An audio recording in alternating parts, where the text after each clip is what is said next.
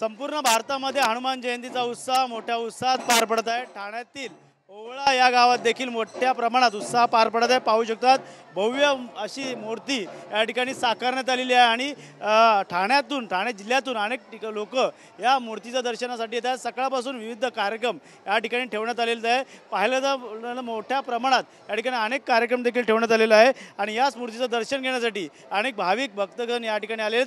आपण मात्र या संदर्भात विचारणार आहोत आजच्या जयंती संदर्भात आयोजकांकडून काय सांगाल। भव्य मूर्ती अशी या ठिकाणी साकारण्यात आलेली आहे आणि दरवर्षीप्रमाणे यंदा देखील भव्य मूर्तीला दर्शन घेण्यासाठी ठाणे जिल्ह्यातून लोक ओवळा माझेवडा या विधानसभामध्ये येत आहे।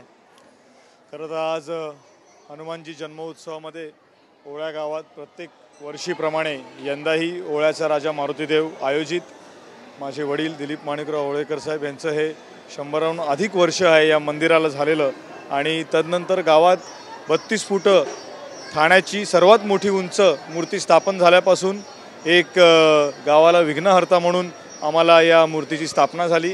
येणाऱ्या काळात निश्चितप्रमाणे अनेक उपक्रम जे आहेत ते या संस्थेच्या माध्यमातून आम्ही करत असतो आणि एक आवर्जून महत्त्वाचं श्रद्धास्थान असं इथे हे घोडबंदर रोडचं बनलेलं आहे।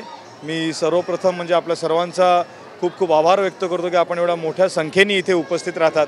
इथे वेगळ्या वेगळ्या राज्यातून वेगळ्या वेगळ्या शहरातून जे आहेत ते आर्टिस्ट आपण बघू शकाल, बजरंगबली आहेत, आपण बघू शकाल कथकली, असे वेगवेगळ्या प्रकारचे जे नृत्य आहेत ते इथे आपण भक्तिमय वातावरणात आपण सकाळी 5 वाजेपासून जे आहे सुंदरकांड असो, हरिपाठ असो, भजन मंडळी असो, प्रत्येक गावातून हे जी मंडळी आहेत ही येऊन इथे आपलं कला आणि आपली भक्तिमय गीत सगळे सादर करत असते।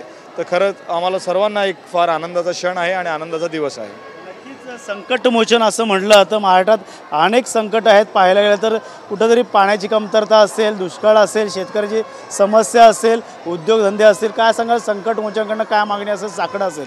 आमची एवढीच मागणी आहे, गेल्या 2.5 वर्षामध्ये जसं सुजलाम सुफलाम या महाराष्ट्राचे झालेलं तसंच माननीय माजी मुख्यमंत्री एकनाथजी शिंदे साहेब यांच्या मार्गदर्शनाखाली आजही ते डेडिकेटेड टू कॉमन मॅन म्हणजे साधारण माणसाशी समर्पित असं व्यक्तिमत्व आमचे शिंदे साहेब आहेत। त्यांना हनुमंतांनी भरपूर शक्ती द्यावी आणि लोकांचं कल्याण देण्याची ताकद द्यावी हीच आम्ही हनुमंताचरणी प्रार्थना करतो।